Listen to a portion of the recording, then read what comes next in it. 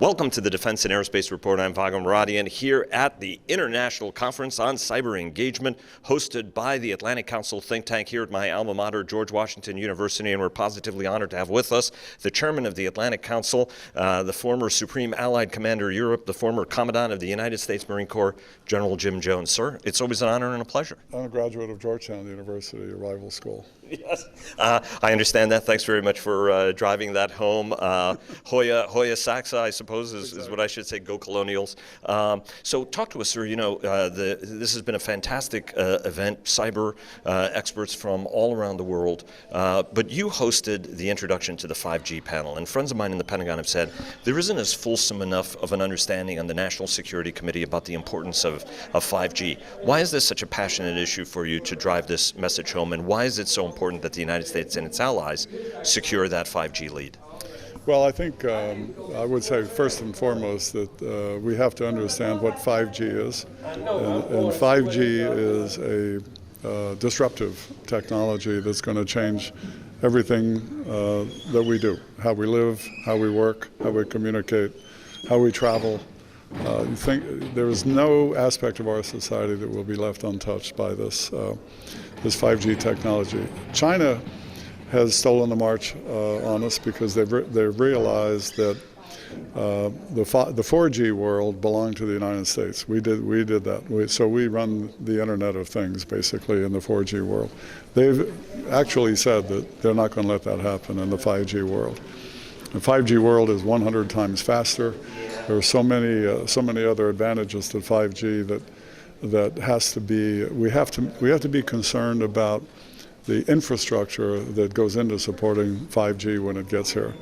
And what worries me, to answer your question, is that the communist government, which is bent on controlling its citizens and controlling everything from the inside out, got a company called Huawei and a few other subsidiaries that is cleverly marketing their 5G technology around the world on the basis of the fact that it's about 40% cheaper, which it is because it's subsidized by the Chinese government, that they don't put any strings attached, and that they're just interested in a very innocent commercial business. And people are falling for it all over the world.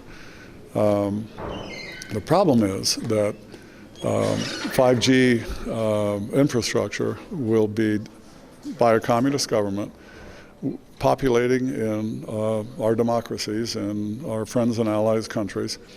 Will have a backdoor to Beijing. So if you don't care about your state secrets, if you don't care about your intellectual properties and your big companies, and if you don't care about your privacy of your citizens, then by all means, go for it. The United States' response to this, which is slow because the government, frankly, has been a little bit asleep at the switch, but the private sector, and the private sector is developing a secure 5G technology that has a feature built into it that I think is exciting, that it can't be reverse engineered. And more importantly, it's not, against all tests, it's proven to be impenetrable. Now, nothing's impenetrable forever, but if we can develop a technology that would, say, give us a 10-year cushion on this, why wouldn't we do that? And so that's what we're doing.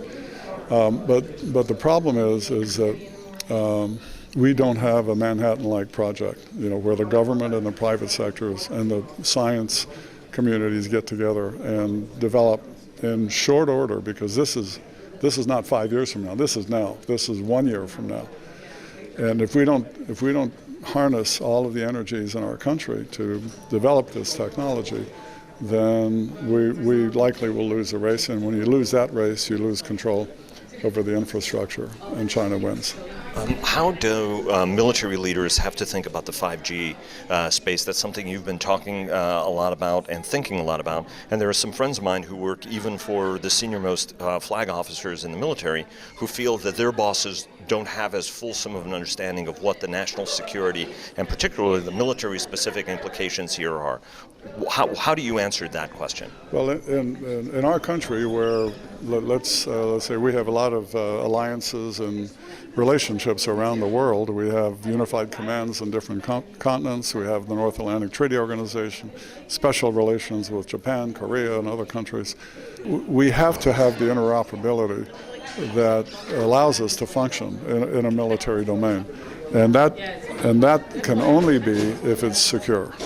And so that's the difference. It is not possible to envision an organization like the North Atlantic Treaty Organization with a mix of Chinese and Western technology.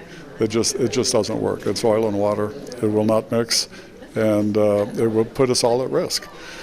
So that's the issue. And the reason I'm concerned about it is because when I was a kid living in Europe, I think I was around 13 years old in 1957, when you look at the headlines of the newspapers and it said, Soviets beat U.S. to space with the launch of Sputnik 1.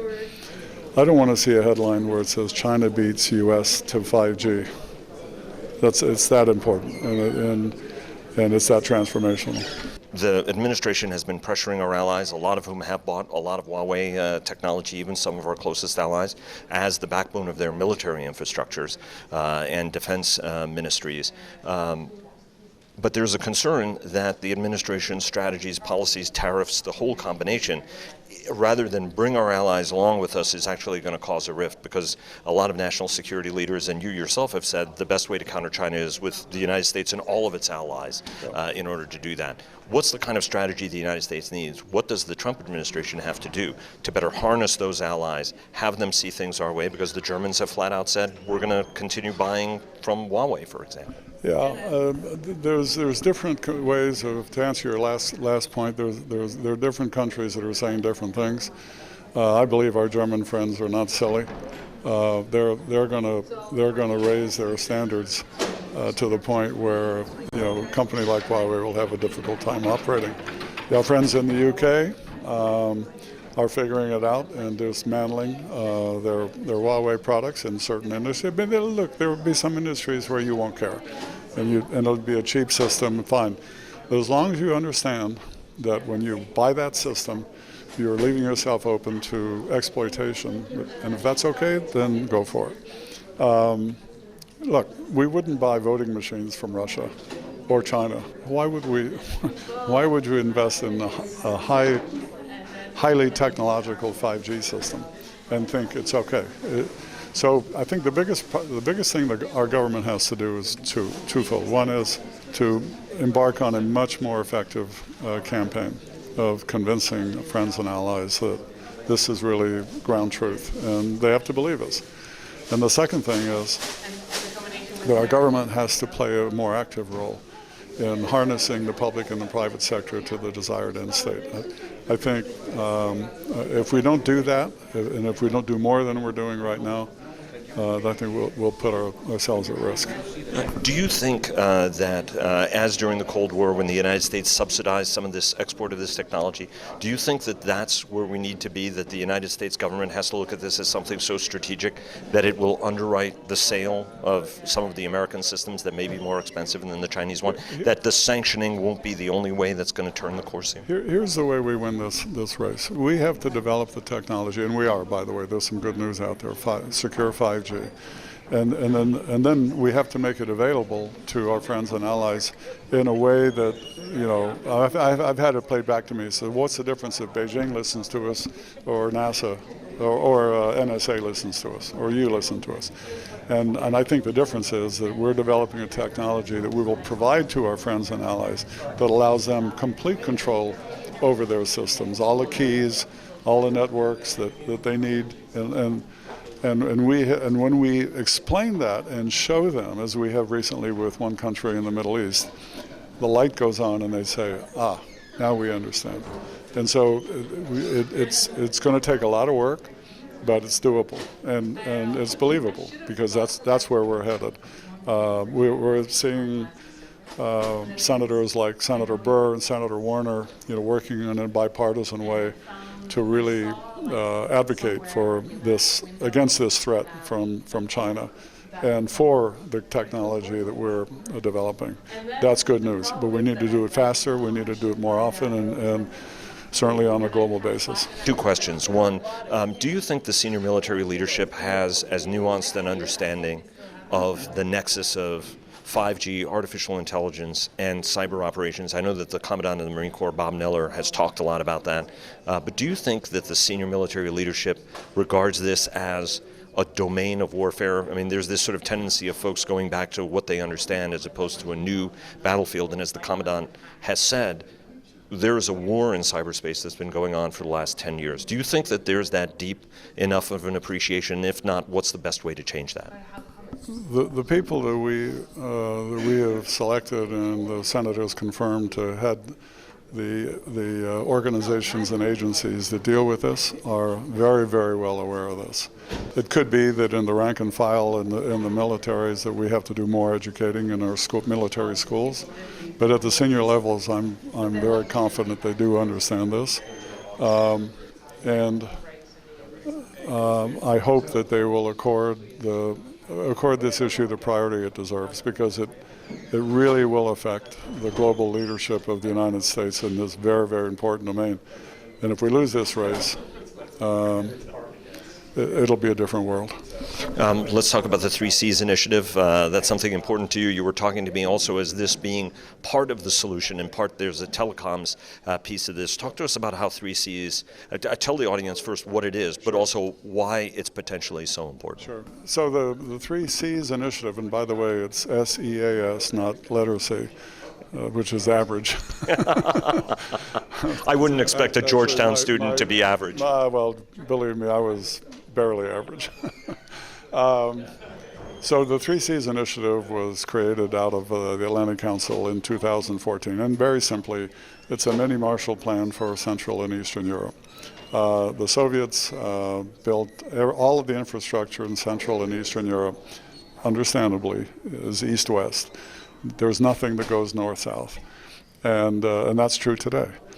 So as a result of Mr. Putin's using energy as a weapon, we came up with an idea that it would be a good thing to build a north-south infrastructure from the Adriatic to the Baltics, and in three areas: energy, which is one of our strong suits now, and LNG, for example; transportation, high-speed rails, roads; and telecommunications. And on telecommunications, here we have an opportunity now in Central and Eastern Europe to introduce 5G in a way that makes them more secure, particularly in relation to the proximity of the Russian threat.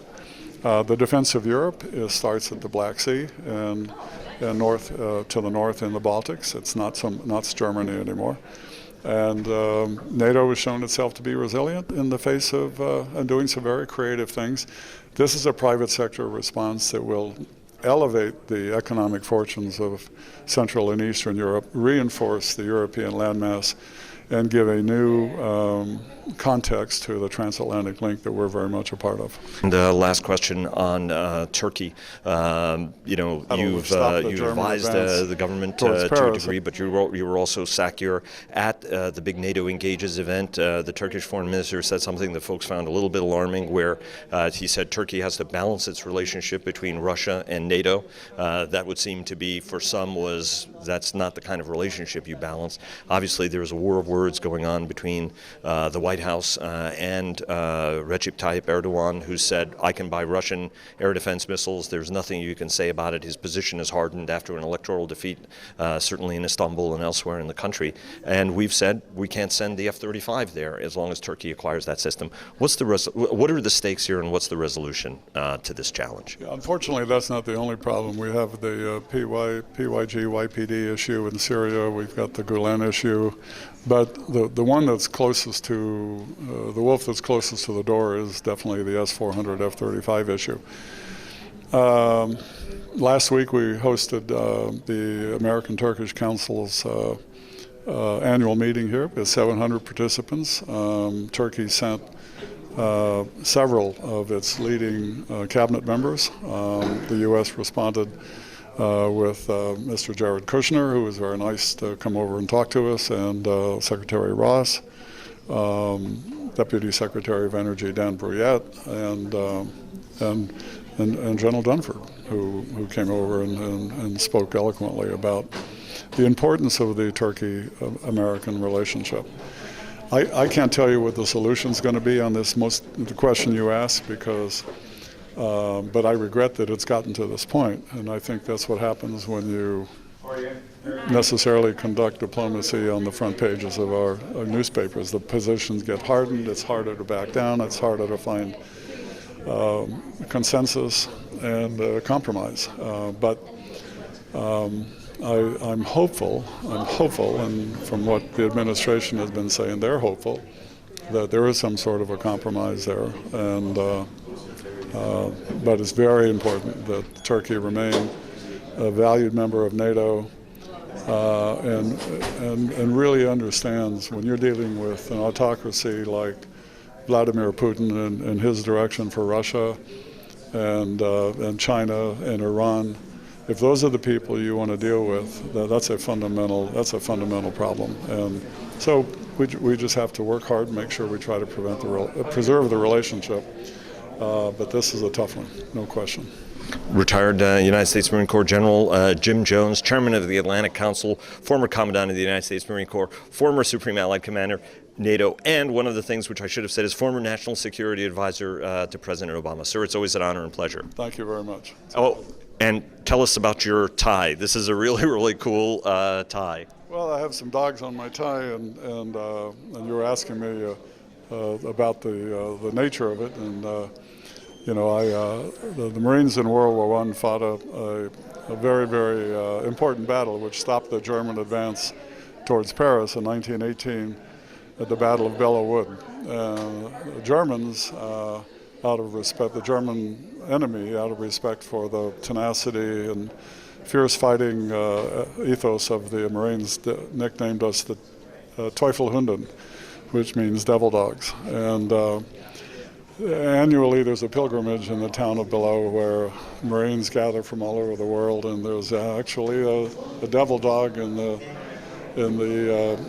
wall of the farm that spits out water, and all the Marines go there with vials and fill it up as though it was some sort of holy place. But it's the scene of a very important battle in history, and it's one that, as I said, halted the German advance to Paris. Exactly. So we know exactly where you fall on the importance of being called a devil dog as a Marine. Exactly. Thanks very much, sir. Thank you.